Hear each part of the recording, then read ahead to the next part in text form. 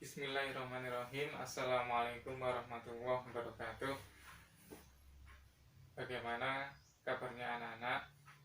Saya harap kabar kalian baik-baik saja dan semoga sehat selalu. Amin. Tetap jaga kesehatan karena di era pandemi ini banyak penyakit yang sudah merajalela. Sebelum kita mengawali kegiatan hari ini, marilah kita membaca Al-Fatihah terlebih dahulu dengan harapan semoga apa yang kita kerjakan pada hari ini dicatat sebagai amal kebaikan. Yang kedua dan yang paling penting adalah semoga ilmu kita bermanfaat. Li ridha ilahi syafaati Rasulullah sallallahu alaihi wasallam. Al-Fatihah.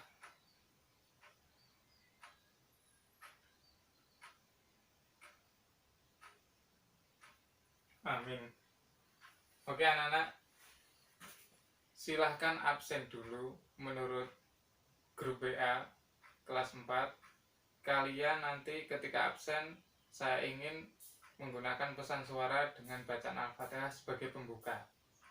Oke, silahkan baca Al-Fatihah sebagai pembuka, sekaligus nanti saya absen satu persatu. Silahkan.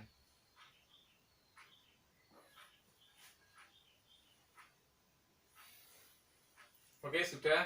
Baik anak-anak, sekarang saya akan menerangkan tentang pelajaran 1. Buka di buku siswanya SKI kalian. Pelajaran 1, dakwah Nabi Muhammad, pada halaman 1. Di buku kalian ini kan ada sebuah pertanyaan. Ayo bertanya, kapan Nabi Muhammad SAW mulai berdakwah? Bagaimana Nabi Muhammad SAW berdakwah? Siapa yang pertama kali menerima dakwah Nabi Muhammad SAW? Nah, kita akan membahas sebuah 3 pertanyaan tersebut dengan saya menjelaskan. Nanti jika kurang paham silakan ditanyakan melalui grup WA dengan menggunakan pesan suara. Oke, saya akan menjelaskan. Pada halaman 2, ayo membaca. Ketika menyepi atau berhalwat di Gua Hira, Nabi Muhammad SAW menerima wahyu yang pertama dari Allah melalui malaikat Jibril. Nah, jadi seperti ini. Nabi Muhammad itu pertama kalinya dia itu mendapatkan wahyu dari malaikat Jibril. Jadi misalkan kalau Allah untuk menyuruh Nabi Muhammad itu langsung melalui malaikat Jibril. Jadi tidak secara langsung, maksudnya tidak secara langsung Nabi Muhammad bertemu dengan Allah, seperti itu. Pada saat itu Nabi Muhammad berusia 40 tahun. Kemudian beliau menceritakan kejadian itu kepada istrinya Khadijah. Mendengar cerita tersebut, Khadijah mengajak Nabi Muhammad untuk bertemu Waraqah bin Nawfal, sepupu Khadijah. Dalam pertemuan itu menyampaikan bahwa Nabi Muhammad adalah nabi terakhir yang diutus Allah SWT. Nah, di sini sudah dijelaskan bahwasanya ketika Nabi Muhammad ketika di Gua Hira itu menyampaikan kepada istrinya, bercerita atau curhat kepada istrinya si Khadijah, dan Khadijah itu bertemu dengan Waraqah. Beliau itu adalah sepupunya, dan ternyata wahyu tersebut itu adalah nabi, bahwa Nabi Muhammad SAW itu adalah nabi yang terakhir. Nah, ini ada sebuah pertanyaan dalam buku kalian, apa yang dihadapi Nabi Muhammad SAW ketika berdakwah? Nabi Muhammad SAW pada saat itu menghadapi masyarakat Arab yang belum mempercayai kebenaran, sehingga tidak mudah bagi masyarakat Arab untuk beriman kepada Allah. Jadi sebelum Nabi Muhammad berdakwah, itu pada masyarakat Arab dulu itu disebut dengan masyarakat zaman jahiliyah atau zaman kebodohan yang belum mengetahui tentang kebenaran. Seperti itu.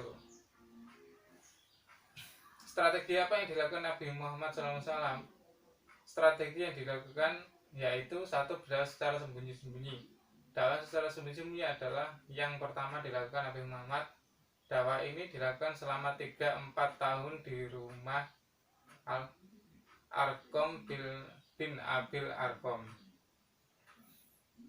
Strategi atau cara penyampaian agama Islam ke masyarakat Arab dulu, cara yang pertama itu adalah dengan cara bersembunyi-sembunyi. Terus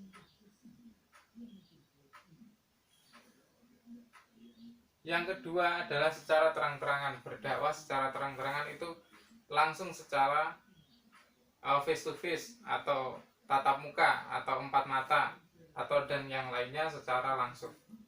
Nah, itu dakwah seperti itu biasanya adalah ketika dakwah dengan orang terdekat terdahulu, itu baru ke luar. Di sini dijelaskan pada surat Al-Hijr ayat 94, Fasda bima tu'maru wa arid anil musyrikin, yang artinya maka sampaikanlah Muhammad secara terang-terangan segala apa yang diperintahkan kepadamu dan berpalinglah dari orang yang musyrik.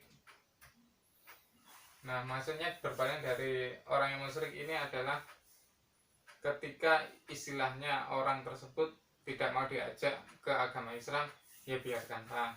Karena dalam agama kita kan tidak ada paksaan untuk wajib memeluk agama Islam, itu tidak. Terus ini pertanyaan yang selanjutnya adalah bagaimana cara Nabi Muhammad SAW berdakwah pada masa itu dengan cara mengundang kerabat dan orang terpandang dari kalangan Quraisy yang perjamuan makan. Nabi Muhammad SAW menyampaikan ajaran yang benar kepada mereka. Jadi sebuah perkumpulan atau musyawarah nanti diundang. Ketika sudah diundang, dari kerabat-kerabat tersebut yang sudah saya baca tadi, itu dijelaskan atau diceramahkan tentang agama Islam tersebut. Yang selanjutnya bagaimana tanggapan mereka. Nah, ini hanya sedikit orang yang mau menerima ajaran Nabi Muhammad. Mereka adalah Hamzah bin Abdul Muthalib. Hamzah tersebut itu adalah pamannya sendiri. Jadi ketika berdakwah secara terang-terangan, itu yang menerima itu masih sedikit. Seperti itu. Apa alasannya kaum Quraisy menolak ajaran Nabi Muhammad? Yang pertama, beberapa alasan orang kafir Quraisy menolak ajaran agama Islam dari Nabi Muhammad SAW itu adalah yang pertama, persaingan merebutkan kekuasaan.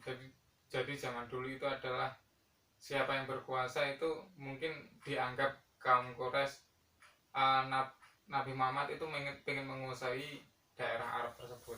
Terus yang kedua, hilang kasta. Hilang kasta ini maksudnya adalah hilang kedudukan. Dan yang ketiga, kaum Quraisy sangat menentang ajaran Islam karena mereka merasa memiliki status sosial yang tinggi. Padahal agama Islam mengajarkan untuk saling menghargai satu sama lain. Nah, seperti itu. Yang keempat, hilangnya perdagangan patung.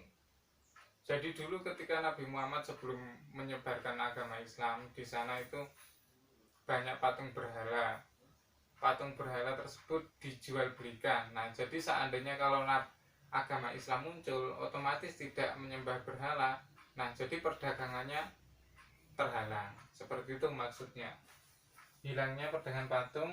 Nah, dan ini yang terakhir saya jelaskan bagaimana perasaan kamu apabila orang yang kita ajak untuk berbuat kebaikan tetapi menolak.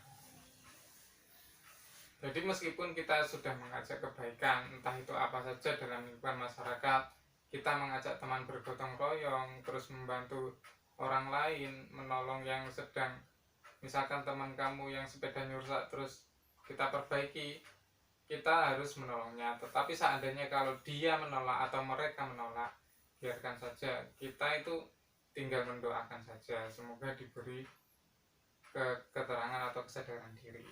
Seperti itu. Nah, begitu penjelasan dari saya. Jika ada yang kurang jelas, silahkan ditanyakan di grup WA kalian kelas 4.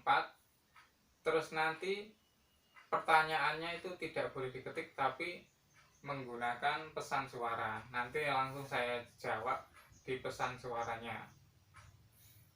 Terus yang terakhir sebelum saya tutup, ini akan saya beri tugas, dan tugasnya sudah saya siapkan di Google Form.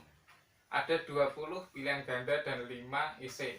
Kalian jawab, dilarang browsing di Google, tapi kamu cari di buku boleh, dan dilarang copy paste jika pertanyaannya isi dan jawabannya itu harus tulisan kalian sendiri atau ketikan kalian sendiri.